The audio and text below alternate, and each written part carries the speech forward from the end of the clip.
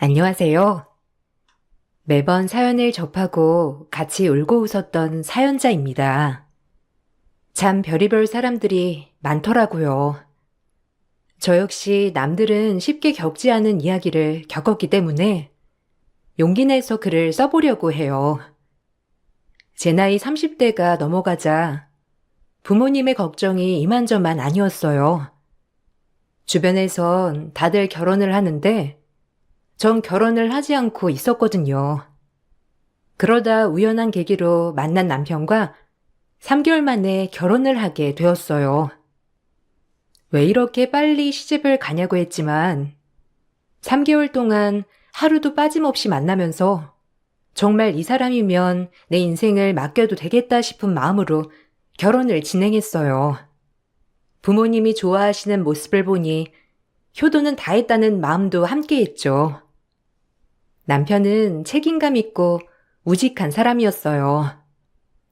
그 부분에 반해 평생 믿고 맡길 수 있겠다 싶은 심정으로 결혼을 결심한 거고요. 우리 이제 잘 지내보자꾸나. 아래층에 사는 거 대문은 같아도 현관이 다르니 불편한 점은 없을 거야. 알겠지? 네, 어려서부터 외동으로 자라서 이렇게 시끌벅적한 거 좋아해요. 그러니까 너무 신경 안 쓰셔도 돼요. 제가 잘하겠습니다. 그래, 그렇게 말해주니까 너무 고맙다.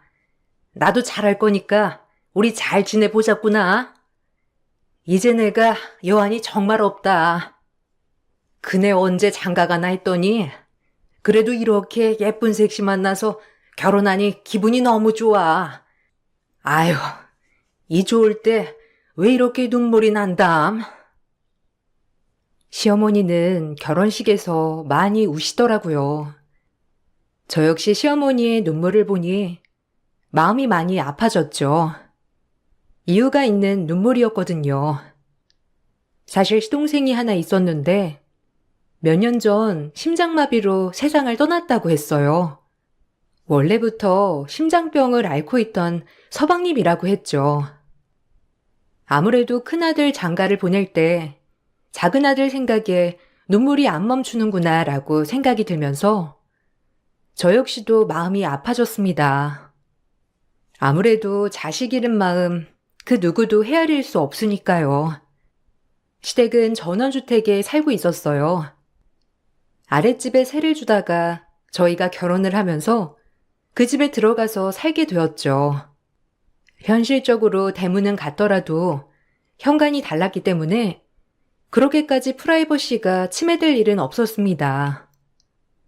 그리고 시부모님들은 정년 퇴직을 하셨기 때문에 거의 인생을 즐기시며 놀러 다니시기 바빴거든요. 오히려 좋은 집에 살 수 있어서 기분이 좋았었죠. 그리고 윗집에는 시부모님 말고도 동서가 살고 있었어요. 시동생을 먼저 보내고 동서와 조카 형제가 들어와서 살고 있었거든요. 처음엔 남편도 없이 시댁에 들어와서 산다는 게 의아하긴 했지만 오죽하면 여기 들어와서 이렇게 지낼까라는 생각이 들면서 참 안쓰럽더라고요. 남편도 동서네를 특별하게 생각했는지 늘 먼저 챙기고 하더라고요. 그 모습이 나쁘게 보이진 않았어요. 오히려 더 가정적인 모습으로 보이기만 하더라고요. 그땐 뭐가 쉬었는지 참. 재수 씨한테 잘해줘. 몇 년 전에 동생 그렇게 되고 오갈 데 없이 지금은 엄마 아빠랑 살고 있는데 남편도 없이 시댁에서 사는 게 여간 불편한 게 아니잖아. 안 그래? 조카들도 보면 볼수록 안 됐고 내가 잘 챙겨줘야지 동생 못 가지. 어머, 그렇구나. 진짜 안 됐다. 어쩌다가. 아유, 그러게. 어머님, 아버님이 아무리 잘해주신다고 해도 마음이 그게 아닐 텐데. 내가 또래니까 많이 의지하게 해줘야 되겠다. 오히려 아랫집 살면서 더 친해질 수 있겠어. 아휴, 듣고 보니 마음이 짠하네. 그치? 애들한테 아빠의 빈자리가 없이 내가 대신 많이 해줘야지. 동생이 그렇게 되고 나 많이 생각했거든. 어린 나이에 남편을 잃고 두 아들을 키우고 있는 동서가 어찌나 안쓰럽던지 같은 또래로서 정말 잘해줘야겠다고 생각했어요. 다행히도 동서도 저를 곧장 따르더라고요. 그렇게 형제가 없는 저에겐 여동생이 생긴 것만 같아 기분이 좋았어요. 취미나 성격적으로도 동서랑은 잘 맞더라고요. 이 부분에 있어서도 굉장히 좋은 친구가 생긴 것만 같아 긍정적으로 생각이 들었죠.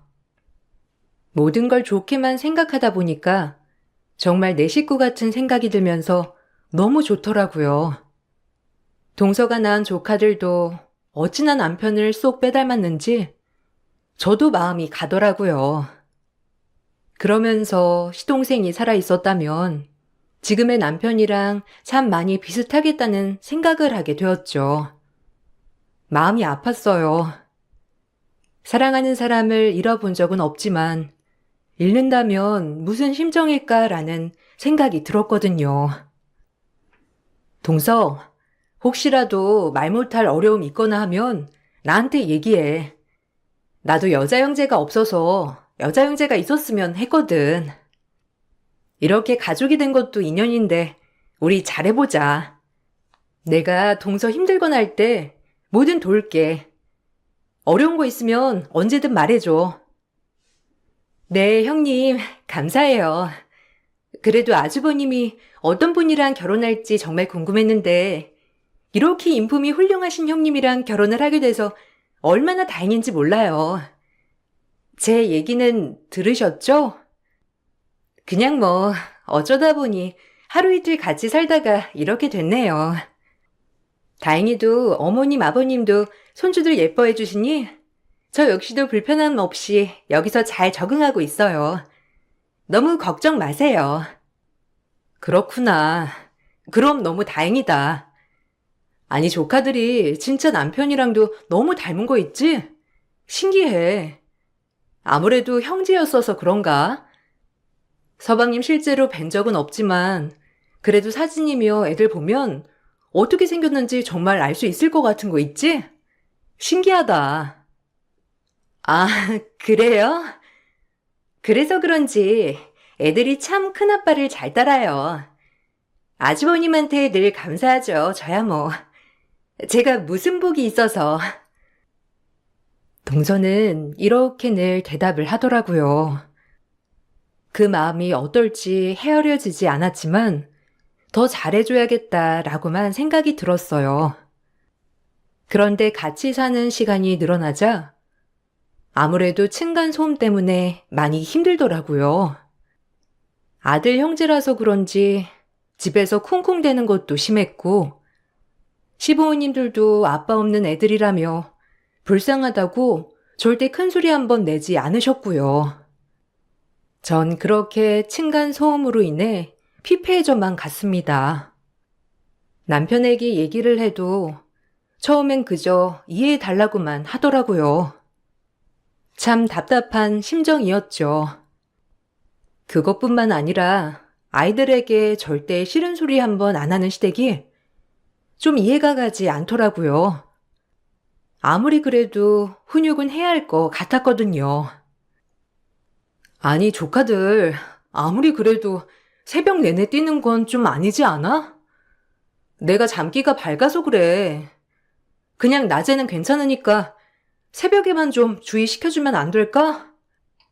어머님도 그렇고 동서도 그렇고 애들 훈육은 전혀 안 하는 것 같던데 이건 아니잖아.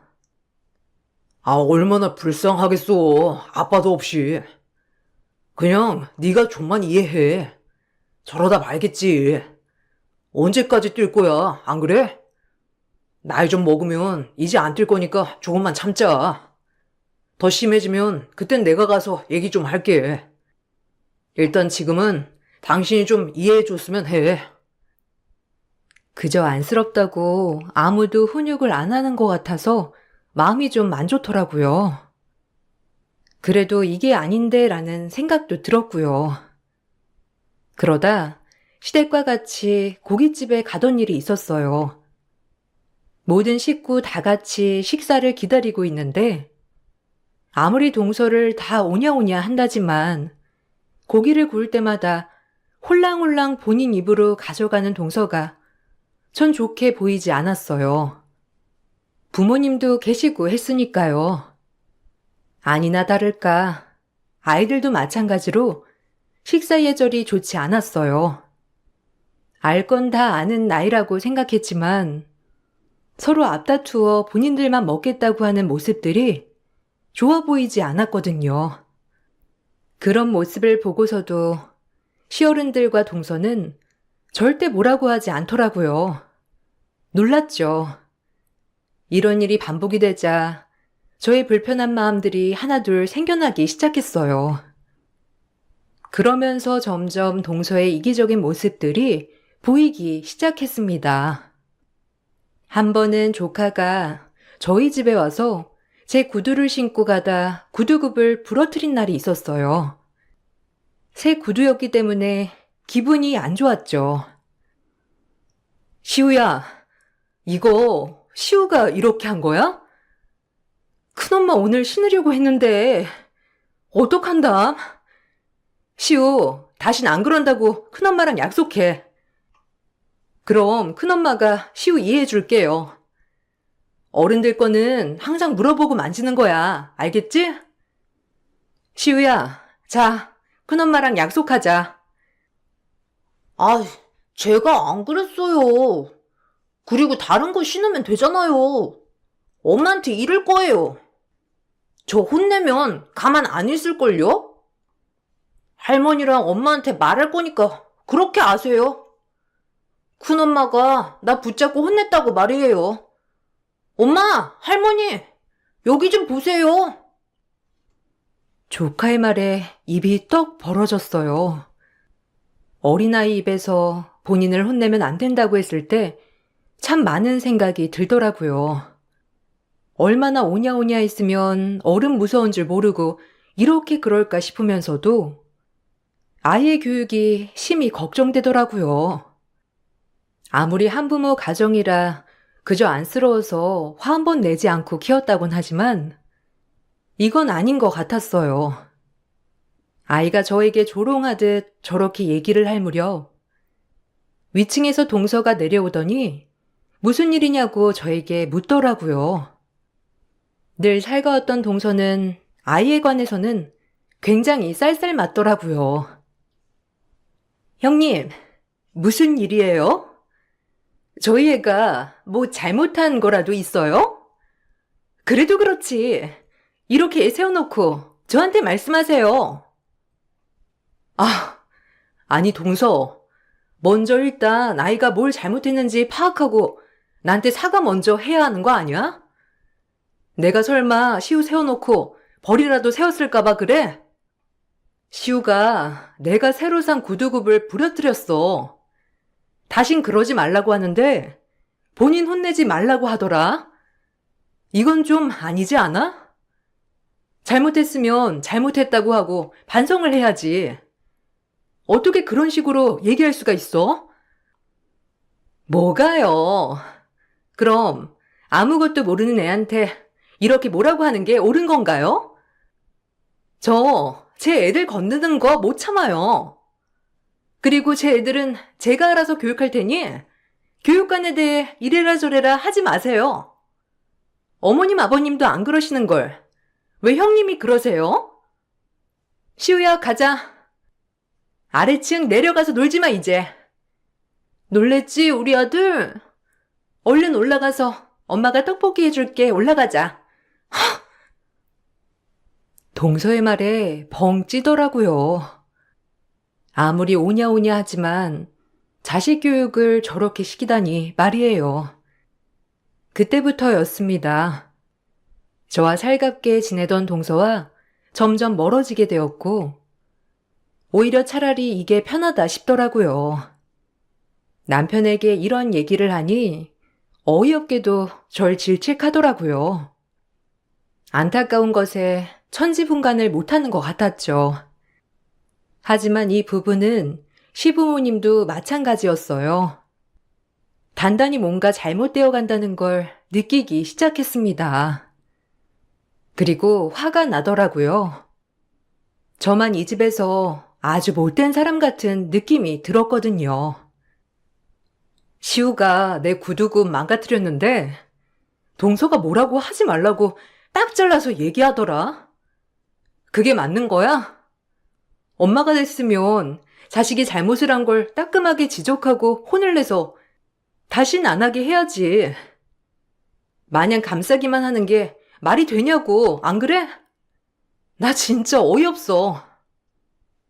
뭘 그런 거 가지고 그래. 애들이 불쌍하지도 않냐? 아빠도 없이 저렇게 사는 거 보면 넌 안쓰럽지도 않아? 내버려도 그냥 오냐오냐 키우게.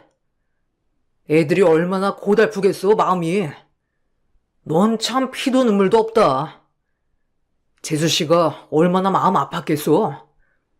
네가 애를 안 낳아봐서 그래. 그러니까 그냥 재수 씨 이해하고 넘어가. 엄마 아빠도 뭐라 안 하는 걸 네가 나서서 뭐라고 하냐 하길. 이런 게 애들을 망치는 거야, 알아? 아무리 안쓰러워도 가르칠 건 가르쳐야지. 참 자기도 너무한다. 내가 이렇게 얘기하는데 끝까지 동선의 편을 들고 싶어? 진짜 이건 뭐가 잘못된 거야. 애들을 위해서라도 이건 정말 아닌데 참나 큰일이네. 이런 일이 있고 나자 동서랑은 얼굴을 붉히는 사이가 되었어요. 동서는 그날 일을 사과하기는커녕 오히려 저에게 말 한마디 안 붙이더라고요. 앞으로 이렇게 지낼 수가 없어 제가 먼저 대화를 시도해 보았습니다. 그래, 동서 마음이 오죽하겠냐 싶은 마음으로요. 썩 내키진 않았지만 가족이고 매일 보는 사이다 보니 이렇게 지낼 수가 없어서 어쩔 수 없이 이해해 보려고 노력을 한 거였어요. 동서, 뭐 나한테 화난 거 있어?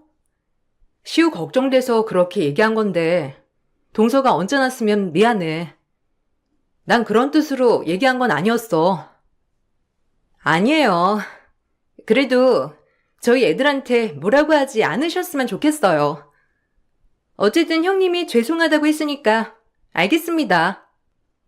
그래도 다시 한 번 더 말씀드릴게요. 아이들한테 절대 뭐라고 하지 않으셨으면 좋겠어요. 불쌍한 저희 애들 다치는 거 싫으니까. 제 사과를 받고 알겠다는 말에 좀 어이가 없었지만 그래도 얼굴을 붉히는 것보다 낫겠다 싶었죠.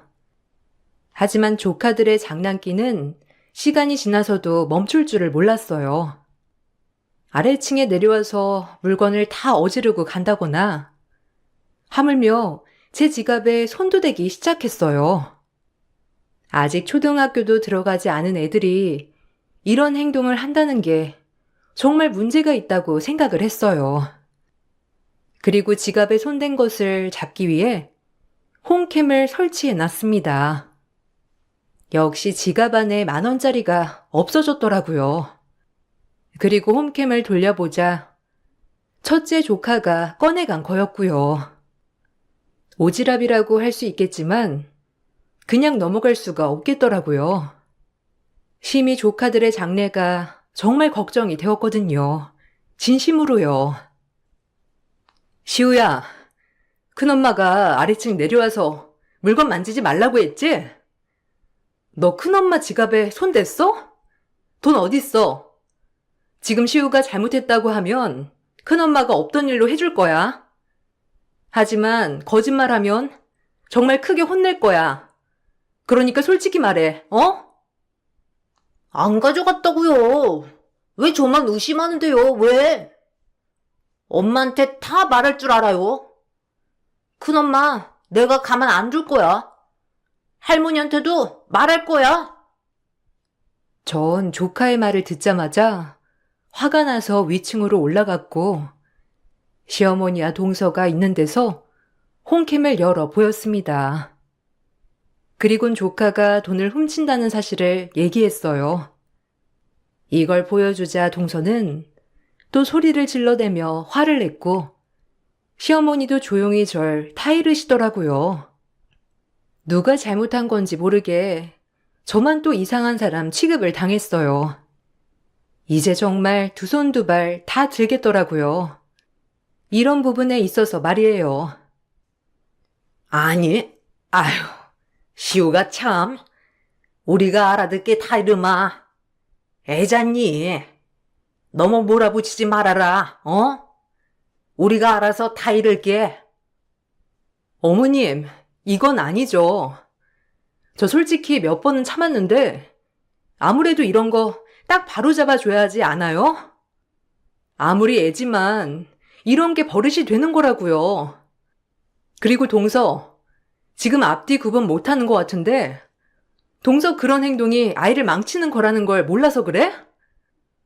제가 알아서 한다고 했잖아요.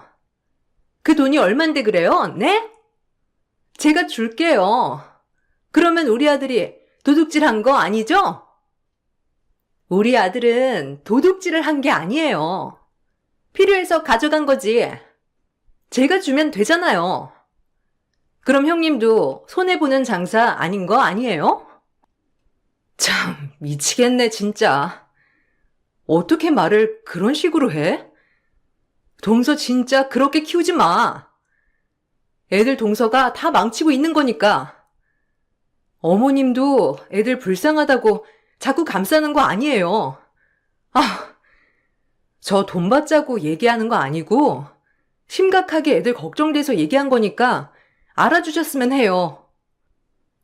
그냥 모른 척 해줘라. 애들이 도둑질도 해가면서 크는 거지. 그런 걸 하나하나 따지고 들면 피곤하잖니. 안 그래? 나도 아닐 때가 참 많은데 네 동서 보면 불쌍해서 말이 안 나와. 그러니까 너도 그냥 그러려니 해. 어? 그냥 물 흐르듯 말이야. 이 얘기를 마치고 전 아래층으로 내려왔어요. 분이 안 풀리더라고요. 속상하기도 했고요.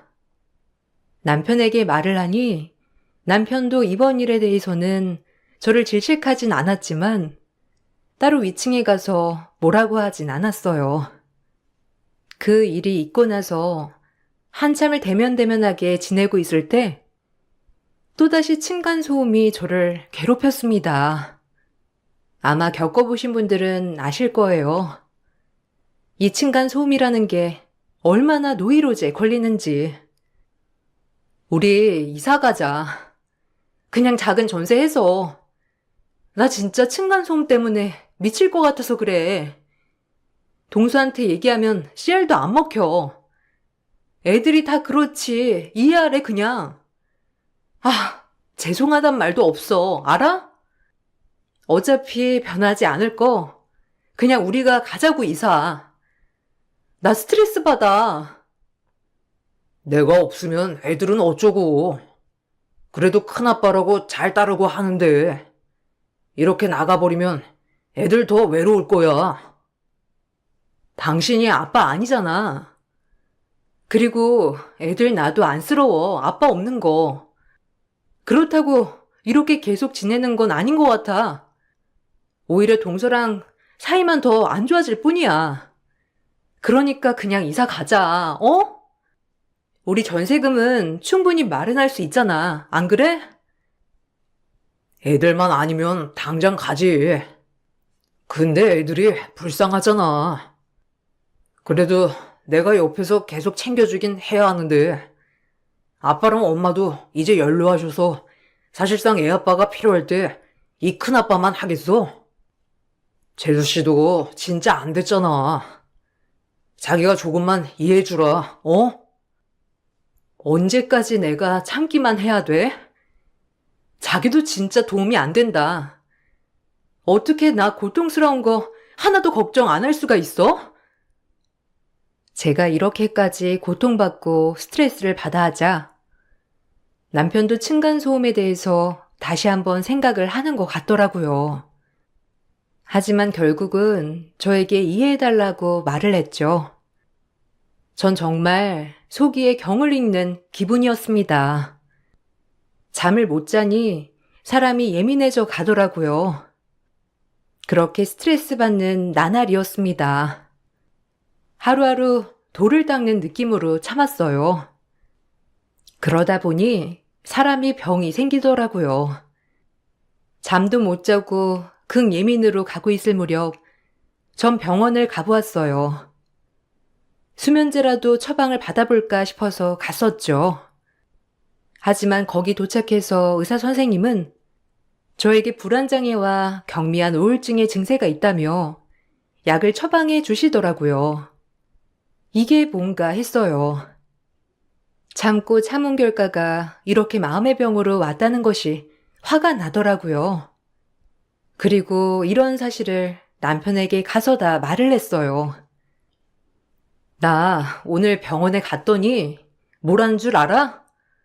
불안장애랑 우울증이래. 내가 계속 참아야겠어? 당신 내 남편 아니야? 뭔가 대책을 세워줘야지. 나 진짜 지금 몇 달 동안 잠 한숨 제대로 못 잤어. 알아? 내 얼굴 좀 봐. 캥하지 않아?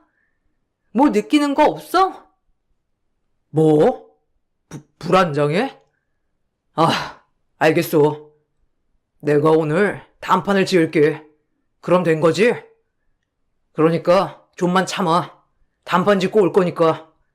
절대 오지 마. 내가 알아서 할게. 당신 오면 더 괜히 일만 커지니까 내가 알아듣게 딱 부러지게 얘기할게. 그러니까 너무 걱정 마. 두고 봐. 뭐?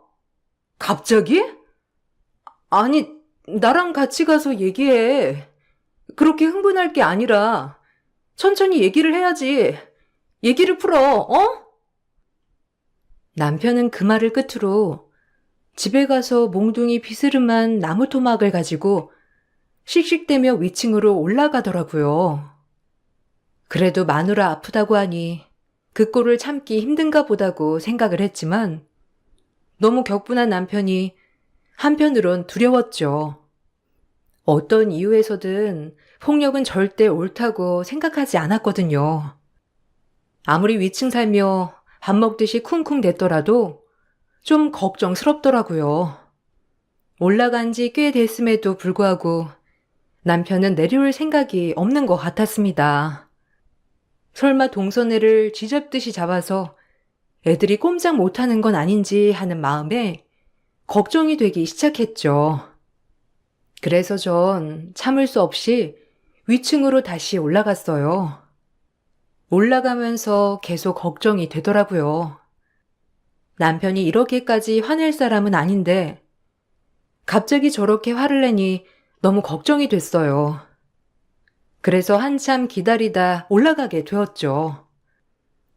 아휴, 가족끼리 말로 해야지. 이게 뭐 하는 짓이야. 아무리 내가 스트레스 받는다고 해도 몽둥이 아니잖아, 여보. 이렇게 말을 하면서 쫓아가 시댁 중문을 젖힌 순간 정말 입에 담을 수 없을 광경이 제 눈앞에 목격되고 말았습니다. 시부모님은 지인들과 여행을 가셨기 때문에 동선애밖에 없었죠. 제 눈으로 본 게 이게 맞나 싶어 정말 믿기지 않더라고요. 그 자리에서 전 주저앉고 말았어요. 제 평생 이런 일이 있을까 하는 마음이 가장 컸거든요. 얼마나 심장이 벌벌 거리던지. 자기야, 오늘 좀 늦게 내려가도 되는 거지? 어차피 모르잖아. 뭐 절대 올라오지 말라고 했다며. 웃긴다 그 여자도. 아빠 가서 너무 좋아.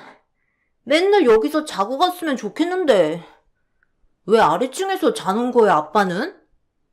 아빠란 말도 또 어른들 오면 하면 안 되는 거지?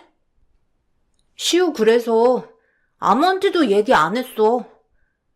엄마가 절대 비밀이라고 해서. 잘했지? 아빠, 여기서 자고 가.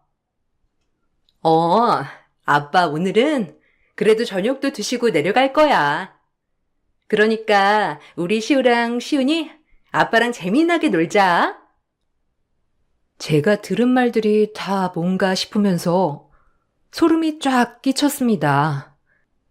분명 동서 입에서 나온 말은 다름이 아닌 자기였고 아이의 입에서 나온 말은 큰아빠가 아닌 아빠였으니까요. 그러면서 모든 것들이 다 퍼즐처럼 맞춰지기 시작하더라고요. 유난히 동서를 챙기는 모습이며 아이들에게 다정다감한 모습, 아이들의 일에 두 팔 걷으며 나섰던 모습들. 정말 저것들이 사실이라면 소름이 돋았습니다. 그러면서 이 집에서 난 뭐였지? 라는 생각이 들면서 마음속에 있는 분노가 치밀어 오르더라고요. 전 소리를 빽하니 질렀어요. 지금 뭐라고 했어? 자기? 아빠? 아니, 이게 다 무슨 소리야? 야, 네가 말해봐. 아니, 당신이 말할래? 둘이 무슨 사이야? 아니, 자기가 왜 여기에 올라왔어? 내가 알아서 해결한다고 올라오지 말라고 했잖아. 그게 사실은 좀 타이르다 보니까 이렇게 된 거야.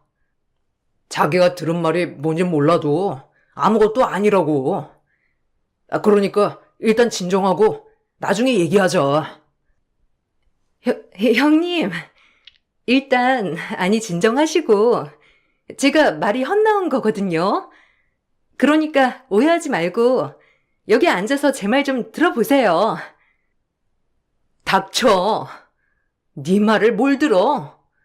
사실이냐고. 시우 말해봐. 큰아빠가 너네 아빠야? 어? 말해보라고. 큰엄마가 묻잖아. 왜 화내요? 아빠, 엄마 무서워. 큰엄마가 화내. 엄마 빨리 뭐라고 해줘. 자꾸 시우한테 화내잖아. 뭐? 아니라는 거야? 지금 누굴 호구로 보니? 이것들이 진짜 보자 하니까. 내가 가만 안 둘 줄 알아, 너네들. 알겠어? 어린아이는 거짓말을 안 한다고 할까요? 아이가 아빠라고 하는 말에 주저앉고 말았습니다. 눈물이 나오더라고요.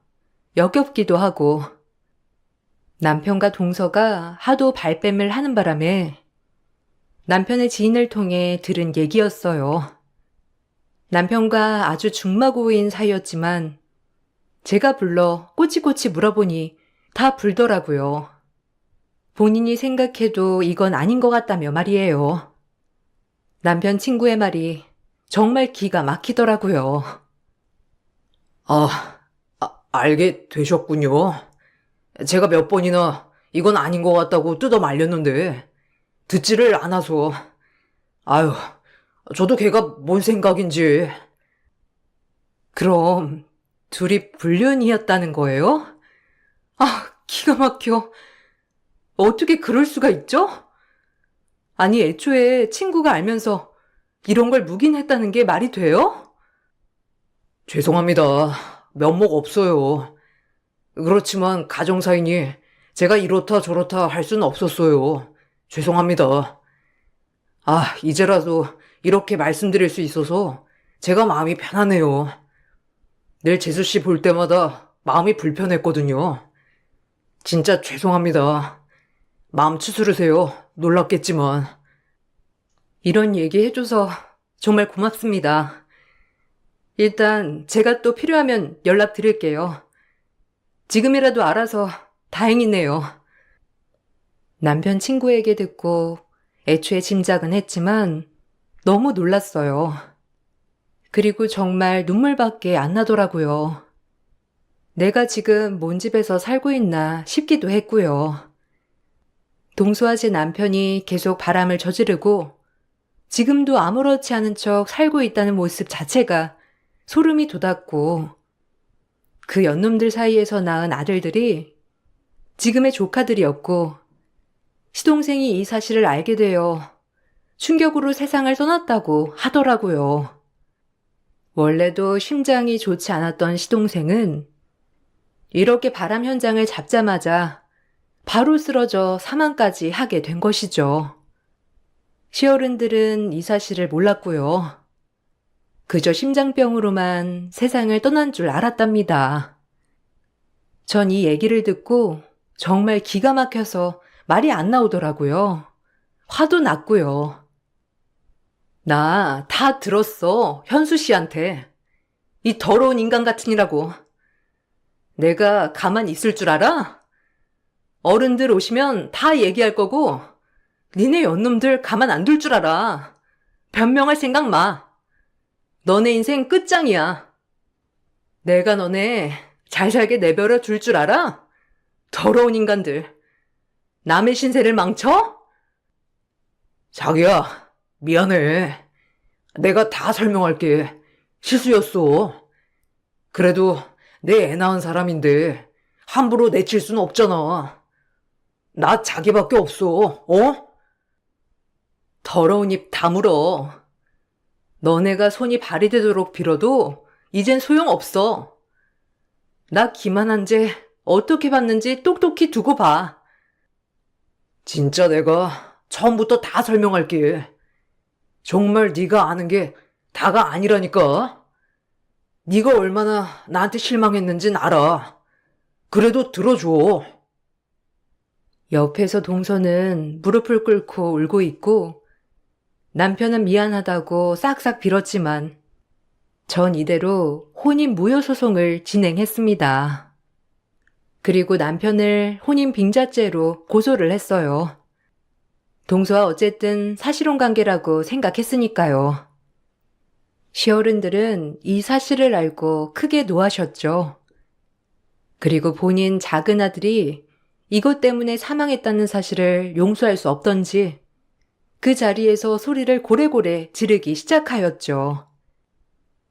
내가 널 어떻게 거뒀는데 우리 작은 아들이 너희 때문에 그렇게 됐다는 거야? 이 천하의 나쁜 년놈들 같으니라고? 불쌍한 우리 아들 어떡하니? 다시 살렸네. 이 나쁜 년놈들아, 네가 그러고도 형이야? 어? 네가 그러고도 아내냐고? 썩 나가. 다 필요 없어. 용서 안 해. 난 아들을 둘이나 잃었다. 너 같은 거 아들이라고 안 할 거니까 당장 꺼져. 내 눈앞에서. 더러운 것들. 어디 내 집에서 우릴 감쪽같이 속이고 이렇게 살 수가 있어? 너희는 우리도 기만한 거야. 알겠어? 당장 꺼져. 시어머니는 동서의 머리채를 잡으며 난리가 나셨고 아버님 또한 모두 내쫓으셨어요. 재산이 워낙 있으셨던 분이라 큰아들과 둘째 며느리를 빈몸으로 내쫓은 거죠. 그리고 다신 보지 않겠다며 엄포를 놓으시더라고요. 그리고 전 법적 싸움을 이어나갔습니다. 어머니, 죄송해요. 아버님, 제발 용서해 주세요. 그래도 우리 애들은 아버님, 어머님 손자 맞잖아요. 네? 누구의 아들이건. 우리 아들들은 어머니 손자들인데 그냥 봐주시면 안 돼요? 애들만이라도 걷어주세요. 네? 제발요. 애들은 죄가 없잖아요. 입 다물어. 이 더러운 년. 저 애들도 너네 더러운 년놈들 빚줄 아니냐? 썩 꺼져. 다신 어머니라고 하지도 마라. 우리 불쌍한 작은아들한테 평생 속죄하며 살아. 내 눈에 띄면 그때 네 머리털 다 거덜날 줄 알아. 알겠니? 내가 어떻게 저런 자식을 낳고 미역국을 먹었는지 참. 여보, 당장 내 눈앞에서 쫓아내요. 네? 저런 인간들이랑 말도 섞기 싫으니까. 엄마, 제발 제 말 좀 들어보세요. 나도 엄마 자식이잖아요. 근데 어떻게 이렇게 내칠 수가 있어요? 우리 얘기 좀 들어봐요. 지금 엄청 참고 있는 거야. 그러니까 닥치고 조용히 나가. 애들 때문에 이 정도만 하는 거야. 다신 너네 식구 눈에 띄지 마. 다행히 남편이 절 정말 속이고 결혼한 것이기 때문에 사기죄가 성립되어 혼인 빙자와 함께 혼인 무효 소송까지 승소하였어요. 그리고 위자료를 받을 수 있었습니다. 그리고 이것뿐만 아니라 시동생이 사망한 사건에 대해서도 파헤쳐졌어요. 법적으로 간통죄가 폐지됐기 때문에 따로 처벌을 받을 수 있는 건 아니었지만 시동생의 사망에 직접적인 사인이 된 것 같다고 의사소견을 첨부하였죠. 결국 남편과 동서는 미필적 고의에 인한 사망에 이르게 한 죄를 적용받았습니다. 그리고 둘 다 나란히 징역형이 확정되었죠. 속이 시원하더라고요. 그들의 더러운 사랑은 이렇게 결국 징역형으로 마무리되었으니까요. 평생을 속이며 살 수 있을 것 같았을까요? 다시 생각해도 아찔합니다. 그리고 조금이라도 빨리 알아서 다행이라고 생각하고요. 제 인생에 이런 일이 다신 없어야겠지만 이번 일로 그래도 많이 깨달았어요. 함부로 사람을 절대 믿는 게 아니라고 말이죠. 여러분들도 절대 아무도 믿어서는 안 됩니다. 아이들은 시부모님이 받아주지 않았기 때문에 동선의 친정에서 맡아서 키운다고 하더라고요. 그리고 전 위자료와 그 연놈이 구속이 되었더라도 정신적 충격으로 정신과 상담을 충분히 받아야만 했어요. 지금은 꽤 많이 건강해진 상태이고요. 지금은 행복을 찾아서 앞으로 나아가는 중입니다. 여러분들도 긍정적으로 세상을 바라보시길 바랄게요. 감사합니다.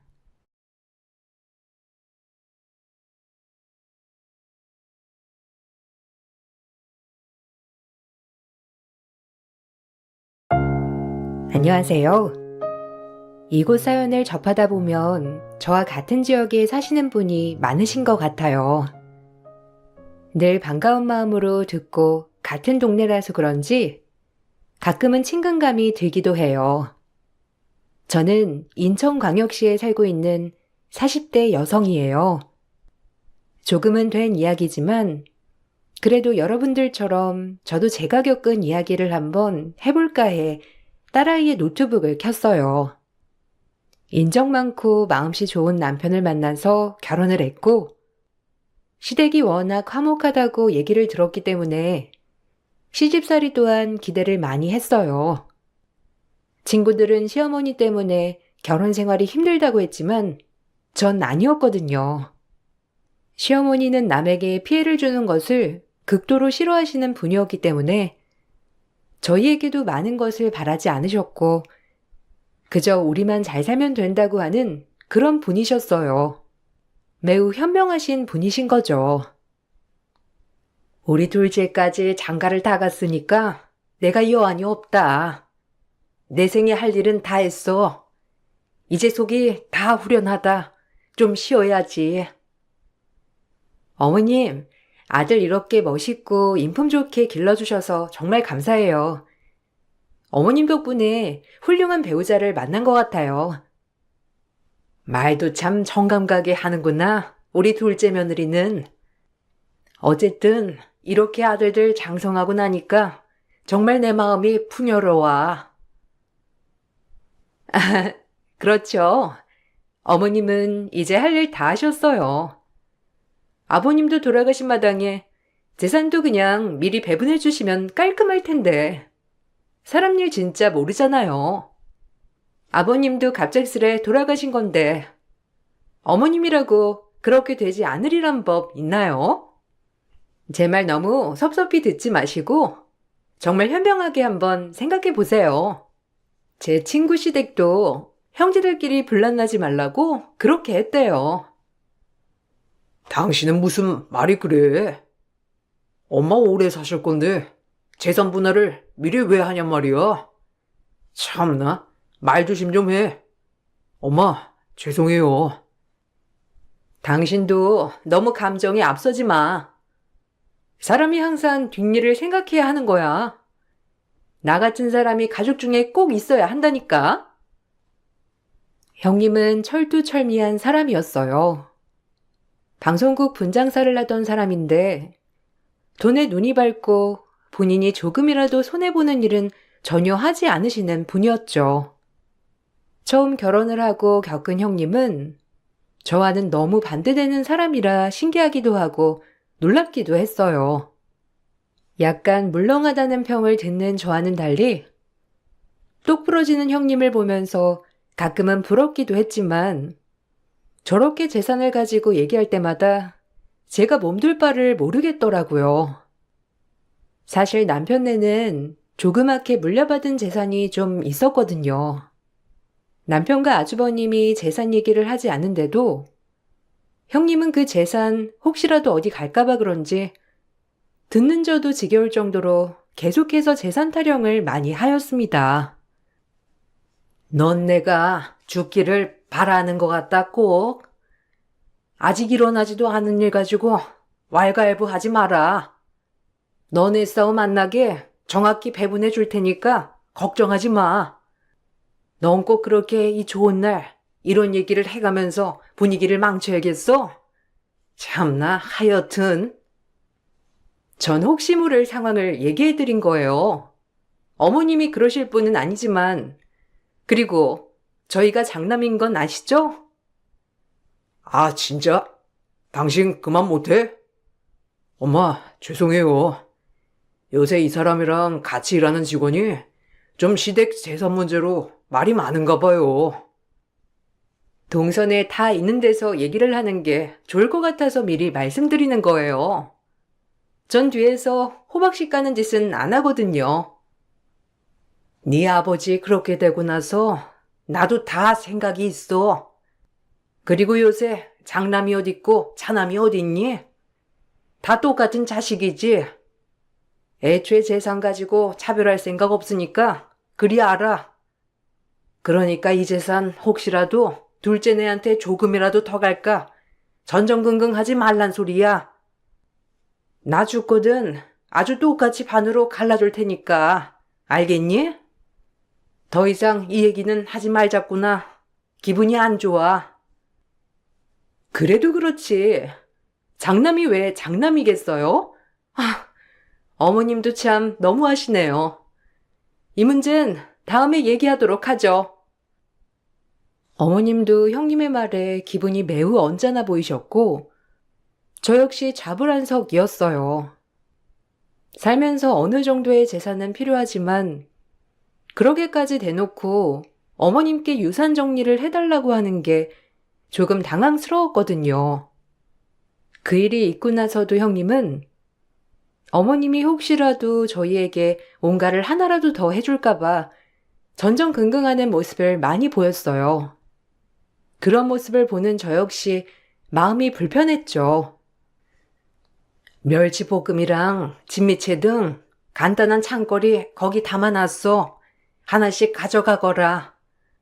너희 바빠서 음식 해먹을 시간도 없잖니.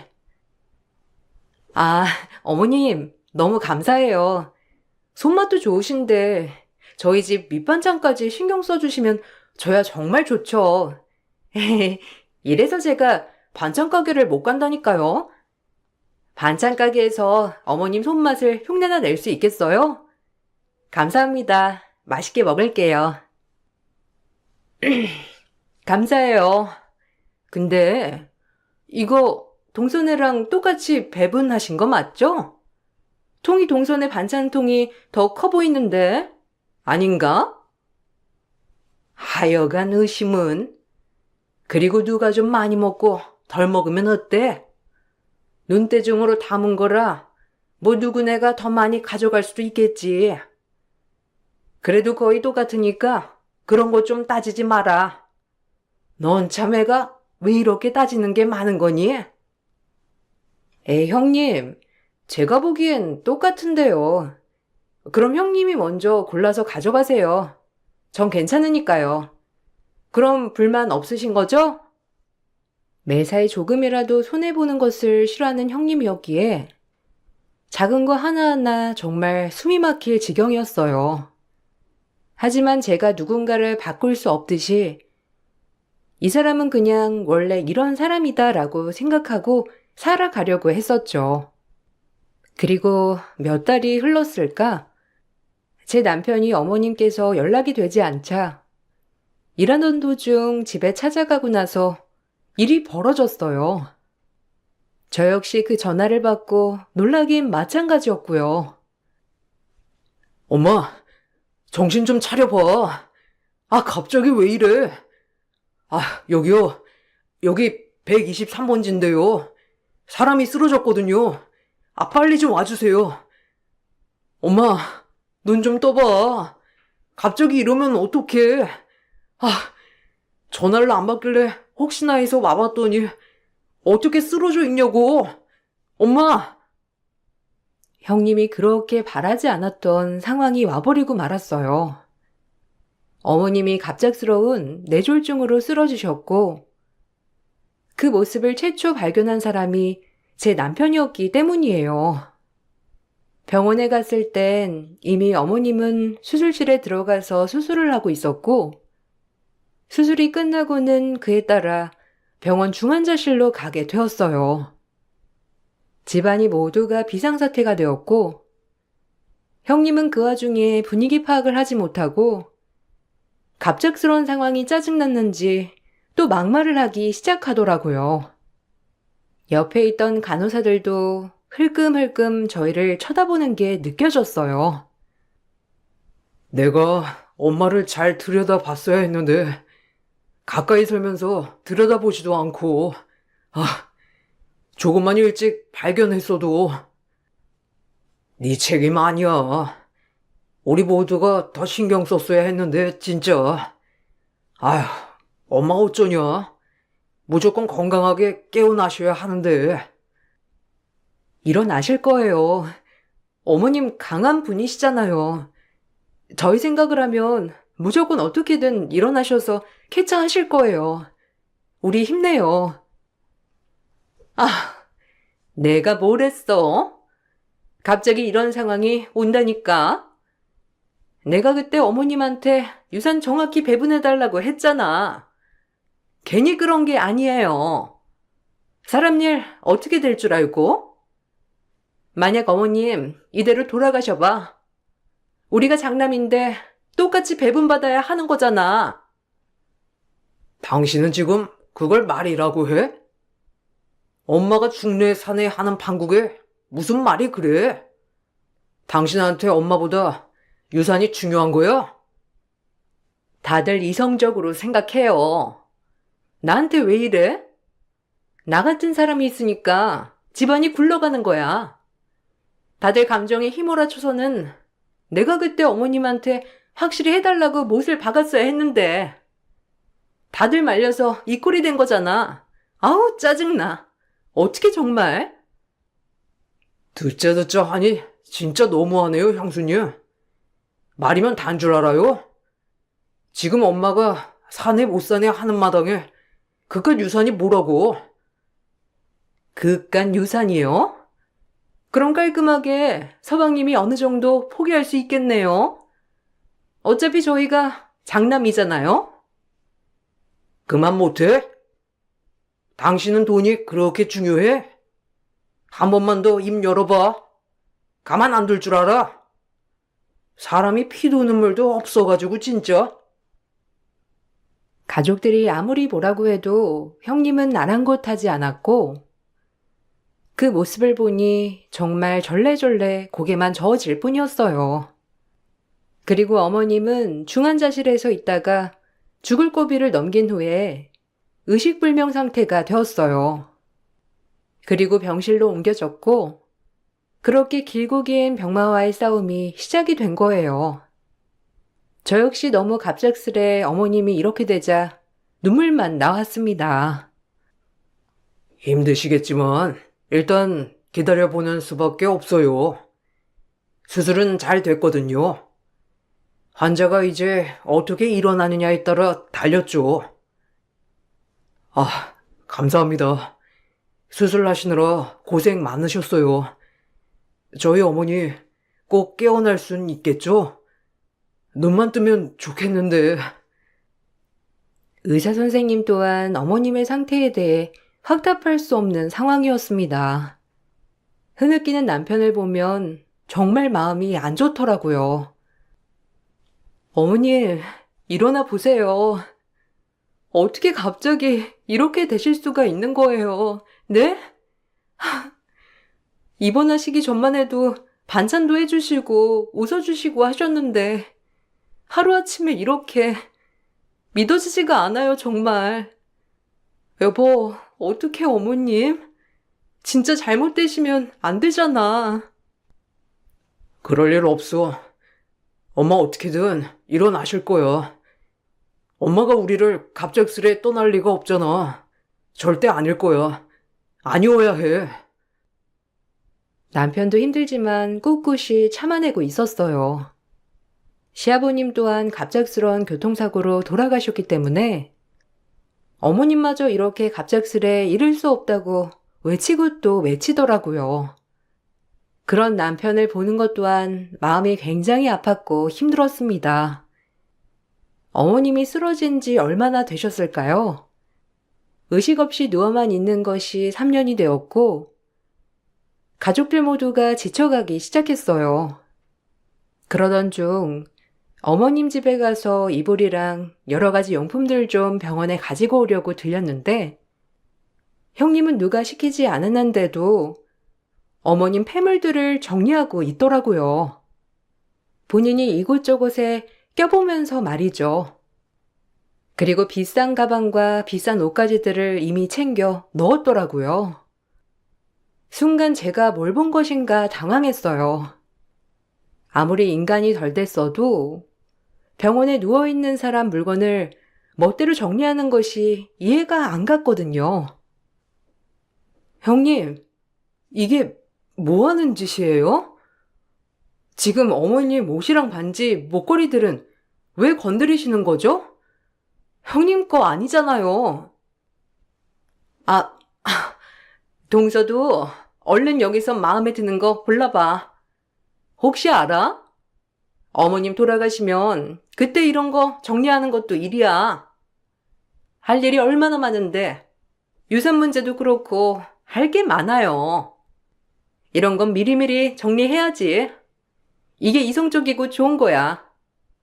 집에 나 같은 사람 하나는 있어줘야 일이 일사천리로 해결이 되지 않겠어? 이 모피 어때? 어울려? 어머님 하여튼 안목 좋다니까. 정말 어이없네요. 그동안 형님 말하는 거나 하는 행동 가지고 아무 말 없이 참았는데 이건 아니지 않아요? 하루라도 빨리 깨어나길 바라도 모자랄 판에 지금 어머님 옷이랑 폐물들을 정리하고 있다니 진짜 할 말이 없어서 말이 안 나와요. 누가 보면 어머님 장례 치르고 온 줄 알겠어요.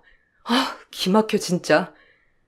오늘 하신 행동 못 본 걸로 해드릴 테니 각자 자리에 돌려놓으세요. 전 양심도 없는 형님에게 한마디 하였으나 형님은 들은 채도 하지 않았고 오히려 제가 훈계를 하니 형님 입장에서 굉장히 기분 나빴는지 저에게 소리를 지르셨어요.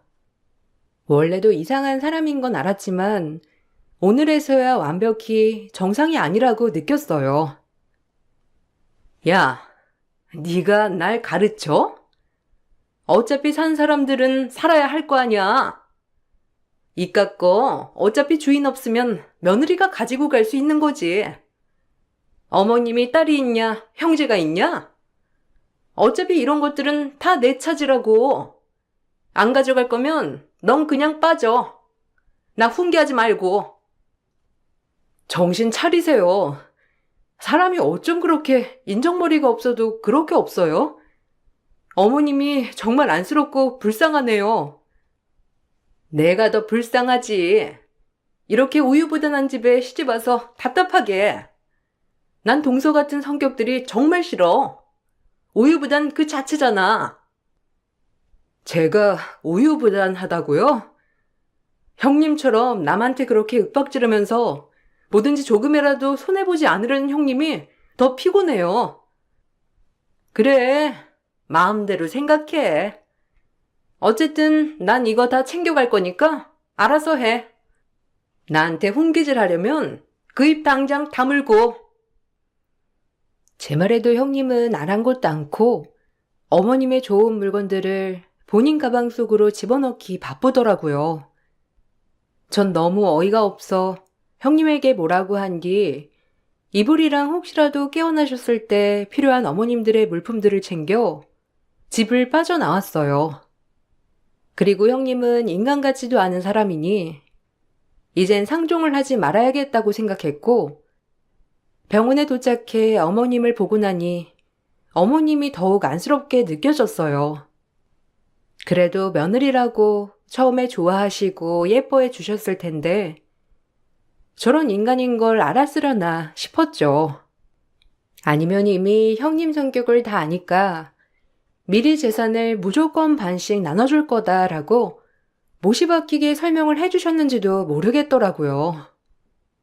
혹시라도 형님은 본인네가 장남이라고 많은 재산을 요구하려고 할 것이 뻔했기 때문에 진작에 말씀하셨나 싶기도 했어요. 당신이 어머님 옆에서 자려고 이불 가져온 거야? 정말 고맙다. 내일 너도 일 나가야 하는데 이렇게까지 해주고. 아니야. 어차피 옆에만 있어드리는 건데 뭐. 어머님이 나 예뻐해 주신 거에 비하면 이 정도는 아무것도 아니잖아. 엄마가 빨리 깨어나셔야 하는데 어쩌다가 조금 더 엄마 보러 자주 방문할 걸 그랬어. 너무 후회가 되는 거 있지? 어머님 깨어나실 거야. 강한 분이잖아. 그리고 몇 년만 해도 깨어나는 사람들 많대. 그러니까 희망을 가져보자. 자기도 힘내. 남편은 몇 날 며칠을 내리 울었어요. 그런 모습을 보는 것도 한편으론 참 힘들더라고요. 어머님이 갑자기 쓰러지시고 남편 또한 식음을 전폐하다시피 하여 집에와 남편 몸보신 좀 시켜줄 겸 오랜만에 동네 정육점에 고기를 사러 가게 되었습니다. 어머, 세댁, 오랜만이네. 한동안 안 보이더니 이사 간 줄 알았잖아. 시어머니는 여기 그대로 사시는데 시댁만 안 보여서. 아, 뭐 이래저래 일이 있었어요. 사골할 건데 사골용 좀 챙겨주시겠어요?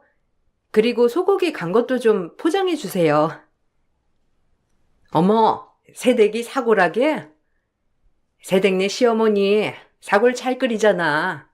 배우면 되겠다. 아참, 시어머니 어제도 삼겹살 사 먹던데? 혼자 사는 양반이 손도 크지. 바리바리 사시더라고. 내가 이걸 누구랑 다 먹냐고 하니까 대답은 안 하시더라. 무슨 파티 했어? 네? 저희 어머님이 여기서 삼겹살을 사셨다고요? 그럴 리가 없는데. 저희 어머님이 확실한가요? 정말 맞아요? 아유, 그렇다니까. 내가 새댁 시어머니 얼굴도 모를까. 나 여기서 장사만 36년 했어. 새댁 시어머니도 한 20년 거래했지. 근데 진짜 오랜만이라서 뭐 인사 좀 나누고 싶었는데 헐레벌떡 나가더라. 어머님 뭔 일 있으셔? 안 그래도 궁금했는데. 아니에요. 근데 그건 저희 어머님이 아닌 것 같네요. 나중에 말씀드릴게요. 어쨌든 말씀해 주셔서 감사드립니다. 순간 망치로 머리를 한 대 꽝 맞은 것 같았습니다. 3년째 무의식인 시어머니를 봤단 말에 머릿속이 혼란스러웠거든요. 그리고 그 말을 듣자마자 전 바로 시어머니가 있는 병원으로 달려가 시어머니가 덮고 있는 차렵 이불을 젖혔어요. 차렵 이불을 젖힌 순간 난생 처음 본 광경이 펼쳐졌습니다. 이불을 펼쳤을 때 형님이 들어오셨고 형님의 모습은 어머님과 똑같은 모습이었거든요. 정말 제가 본 모습 중에 가장 기이하고 처음 본 모습이었죠. 형님은 절 보고 당황했어요.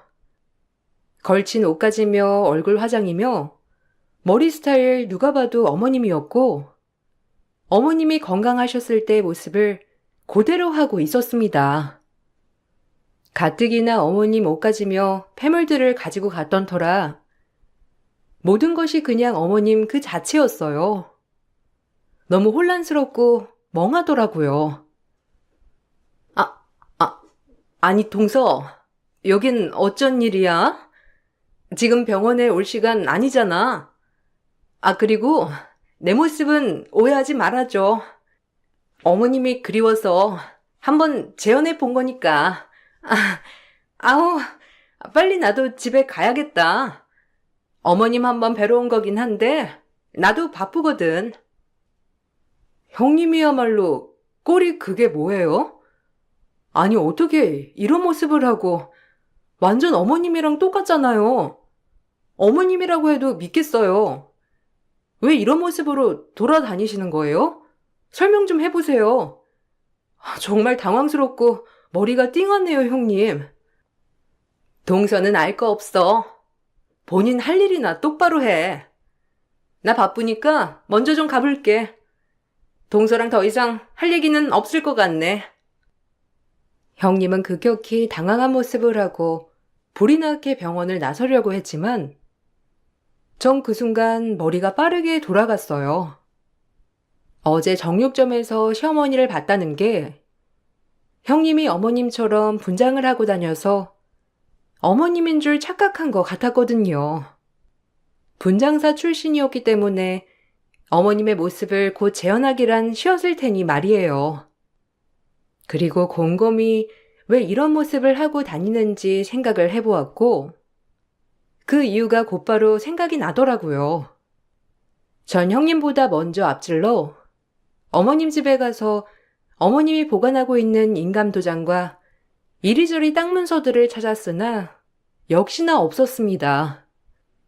의식불명인 어머님을 대신해 형님이 어머님으로 둔갑한 후 모든 걸 가지고 나간 게 확실해 보였죠.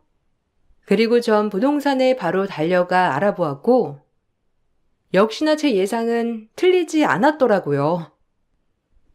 아니 며칠 전 어머님이 오셔서 땅이고 뭐고 다 내놨어. 자식들한테 연금화 시켜준다나 뭐라나.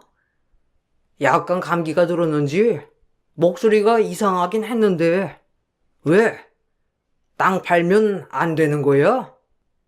새댁이 이렇게 급한 얼굴로 물어보니까 나야 당황스럽네. 어이가 없어서. 그럼 어머님이 와서 했다는 거죠? 똑똑히 저희 어머님이 맞았나요? 정말 저희 어머님이셨어요? 에이, 내가 이 동네 장사 무슨 한두 번 해? 시어머니 얼굴도 모를까? 당연하지.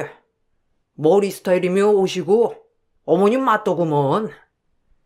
아주 오랜만에 오셔서 인사도 했고 살이 좀 많이 빠졌긴 했는데 그래도 내가 시어머니 얼굴도 모를까? 완전 토박인데. 저희 어머님 3년째 입원 중이세요. 근데 어떻게 여길 왔겠어요? 기가 막혀. 그건 어머님이 아니라고요. 뭐? 그럼 그 사람은 누구요? 분명 새댁 시어머니였는데. 참나. 그럼 내가 헛것이라도 봤다는 거야? 어떻게 된 거야?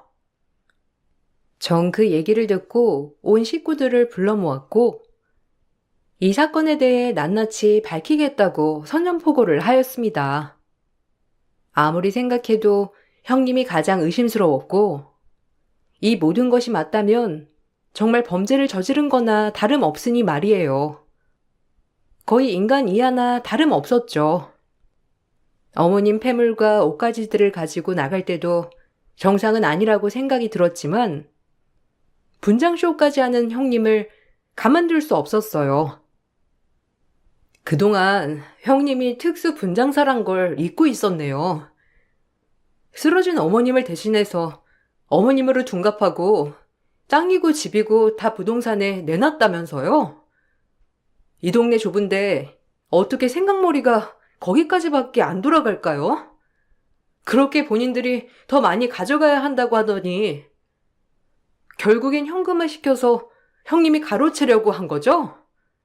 어머님인 척하면서 인감이고 뭐고 다 빼돌린 거잖아요. 아니, 동서, 웃긴다. 왜 생사람을 잡아? 나라는 증거 있어? 그리고 그 사람들이 착각한 거겠지. 어머님이 예전에 내놨을 줄 누가 알아? 매일이 그날이고 그날이다 보니 그냥 어제 오늘로 착각한 거겠지. 혹시라도 우리한테 재산 상속이 더 많이 떨어질까봐 지금 발등에 불 떨어져서 그러는 거야? 정말 웃긴다, 동서. 욕심 없는 척 하더니 속셈이 그렇구나. 형님은 당황했는지 말을 계속 더듬었지만 오히려 저에게 화를 내면서 저를 모함했어요.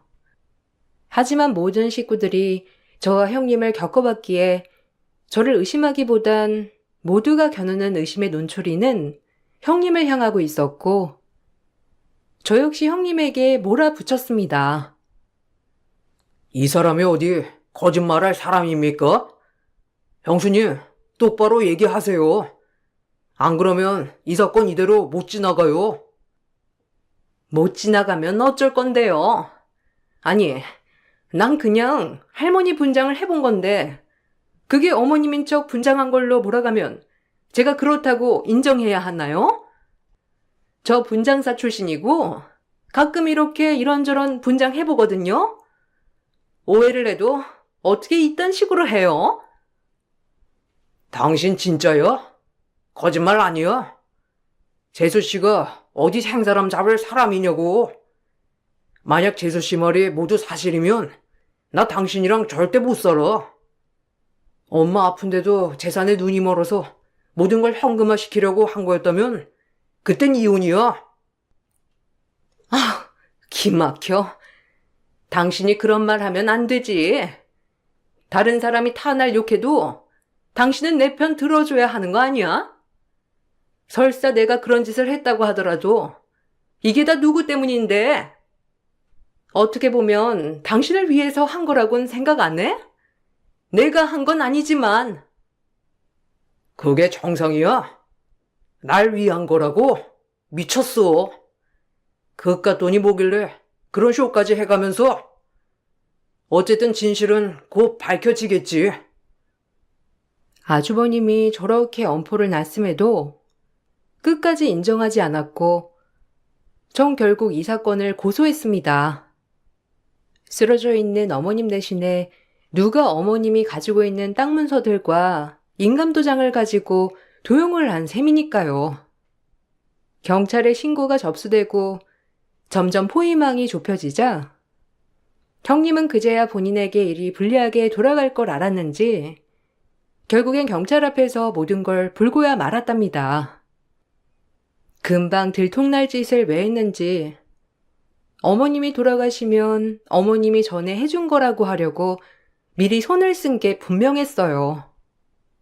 영악한 형님의 머릿속을 낱낱이 알게 되자 정말 소름이 돋고 원래도 인간성이 별로인 건 알았지만 죄악이라고 느꼈습니다.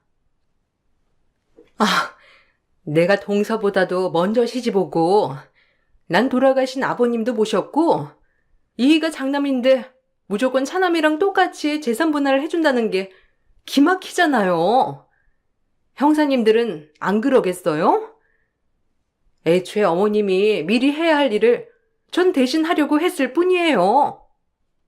제가 분장사 출신이니까 어머님 변장쯤이야 식은 죽 먹기 없고 어차피 어머님은 절대 깨어나지 못할 것 같았거든요. 이보세요, 아주머니. 이거 큰 중범죄예요. 다른 사람 명의 도용이 얼마나 큰 죄인 줄 알고 저지른 거예요? 하나만 알고 둘은 절대 모르시네. 어쨌든 고소가 된 이상 형사처벌이 들어갈 수밖에 없어요. 참나, 살다 살다 분장쇼는 또 처음이네. 거 봐요. 제 말이 맞죠? 이제야 실토를 하다니. 어쩜 인간이 그렇게 몰인정할 수가 있죠? 지금 어머님이 사내 못 사내 하는 마당인데 그 와중에 재산을 반으로 나누기 싫어서 명의도용까지 해가며 일을 벌이다니. 진짜 제 상식으론 이해가 안 가네요. 당신 이런 사람이었어? 조금이라도 손해보는 건 못 참는 사람인 건 알았지만 우리 엄마 아픈 와중에 돈밖에 모르다니. 내가 당신이랑 살 이유가 더 이상 없어졌네. 원래도 정 떨어진 지 오래지만 이젠 진짜 도저히 당신 얼굴 볼 자신이 없다. 결국 아주버님은 욕심 많고 머릿속에 본인 이속밖에 모르는 형님에게 이혼 소송을 걸었습니다. 형님은 끝까지 이혼을 하지 못하겠다고 으름장을 놓았지만 아주버님은 소송을 해서라도 이혼을 하겠다며 이혼 소송을 건 것이에요. 그리고 그거와는 별개로 형님은 쓰러진 어머님을 대신해 명의를 도용하여 이곳저곳에 땅을 팔려고 내놓은 것에 대한 대가를 치러야 했어요. 형법상 사기죄에 속한다고 하였기 때문에 형님은 1,000만 원의 벌금형이 떨어졌습니다. 다행히 명의를 도용해서 완전히 이득을 보기 직전이었기 때문에 벌금형으로 끝났어요. 그리고 더불어 어머님 허락도 없이 옷이며 폐물들도 다 가지고 갔었기 때문에 절도죄로 고소하였는데 시기적으로 아주버님과의 이혼 소송이 끝이 난 게 아니었기 때문에 가족간이라는 친족 상도례에 해당이 된다며 벌을 내릴 수 없다고 하더라고요. 이것만은 참으로 아쉬웠죠. 그 후에 아주버님과는 오랜 소송 끝에 결국엔 이혼을 하게 되었어요. 아주버님은 오히려 형님과 이혼이 확정되자 정말 제가 본 그 어떤 얼굴보다도 가장 편안해 보이셨어요. 네가 바라던 게 이거지? 내가 없으면 이 재산이 너희 집으로 갈 것 같아서 그런 거잖아. 내가 네 시커먼 속을 모를 것 같아? 진짜 뭐 눈엔 뭐만 보인다더니. 형님 눈엔 제가 재산 때문에 이러는 걸로 보이나 보죠? 인간이 되세요, 제발.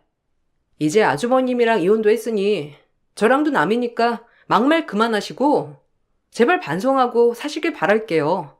부탁입니다. 네? 내가 왜 이혼을 당해야 하냐고. 왜? 너만 아니었으면 아무도 몰랐어. 알아? 이 사람도 참 바보 같지. 내가 장남이라고 돈을 더 떠먹여 준대도 싫다고 하니. 바보 같은 인간들끼리 어디 그렇게 착한 척하고 평생 살아봐. 형님은 반성이란 전혀 하지 않았고 결국 이혼에 위자료 그리고 벌금까지 대폭 맞았어요. 그럼에도 돈에 눈이 멀어 아주버님께 재산 분할을 신청하였지만 아직 어머님이 돌아가시지 않았기에 모든 재산은 어머님 앞으로 되어 있어서 아주버님이 분할해 줄 재산은 없었습니다. 정말 천만다행이었고 그런 형님의 모습에 아주버님도 두 손 두 발 다 들더라고요. 진짜 가지가지 한다. 재산 분할까지. 네가 이 집에 기여한 게 뭐가 있는데 나한테 분할을 해달래? 네가 사람이야? 너랑 결혼해주고 살아줬잖아. 내가 왜 벌금을 내야 하냔 말이야. 진짜 지긋지긋한 집안. 내가 이렇게 몰락하지만 나 절대 너희 집안 용서 안 해. 어머님 평생 간호하고 살아봐 어디. 바보처럼 너한테 떨어지는 돈이 얼마인가. 난 너처럼 돈 안 해. 엄마가 한 푼도 안 물려준다고 하더라도 전혀 욕심 없어. 알겠어? 독하다 진짜. 다신 만나지 말자. 그렇게 분장쇼는 형님의 이혼, 그리고 벌금형으로 대단원의 막을 내렸답니다. 정말 기가 막히죠.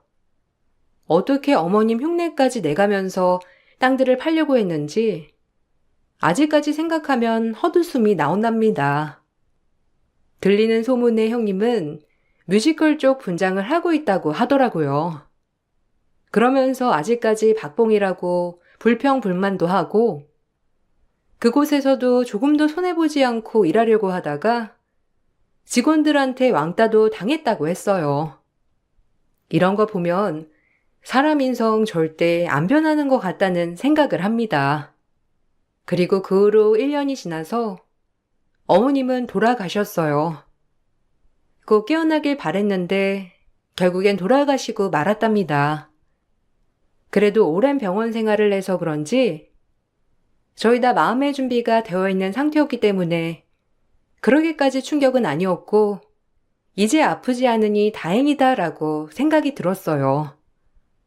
그리고 어머님이 돌아가심과 동시에 재산 분배가 되었는데 반전은 아주버님 내에 3% 더 많은 재산이 분배되었습니다.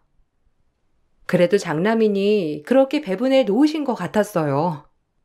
바보 같은 형님은 그저 가만히 기다리면 그렇게 본인이 원하는 재산 분배를 더 받을 수 있었는데 어머님을 못 믿고 생쇼를 하다가 결국 그냥 빈몸으로 쫓겨난 꼴이 되었던 거예요. 미안하다. 내가 더 많이 물려받아서 이런 거 필요 없는데 참. 너 보기가 내가 너무 미안해. 어찌해야 할지 모르겠고.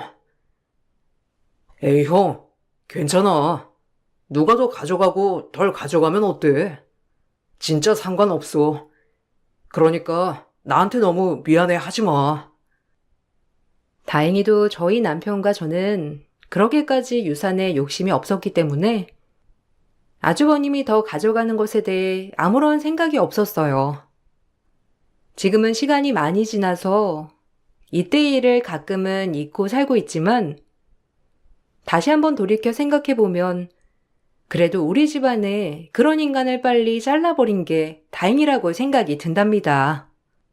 아마 형님과 이혼을 하고 어머님이 마음이 편해져서 눈을 감은 거라고 저희는 우스갯소리로 얘기를 하기도 하거든요. 이 글을 쓰면서 또다시 느끼는 중인데 사람은 절대 변하지 않는 것 같아요. 아마 형님이 어떻게 지내고 있을진 모르겠지만 지금도 그런 인생을 살고 계시겠죠. 이 글을 쓰면서 저 역시 좋은 마음보를 가지고 살아야겠다고 생각을 한 번 더 했어요. 마지막 엔딩이 어머님이 돌아가셔서 안타깝게 끝이 났지만 어디선가 지켜봐 주실 거라고 믿고 있음에 긍정적으로 살아가고 있답니다. 여러분들도 좋은 일만 가득하셨으면 좋겠고 좋은 하루 보내세요. 이만 마칠게요. 감사합니다.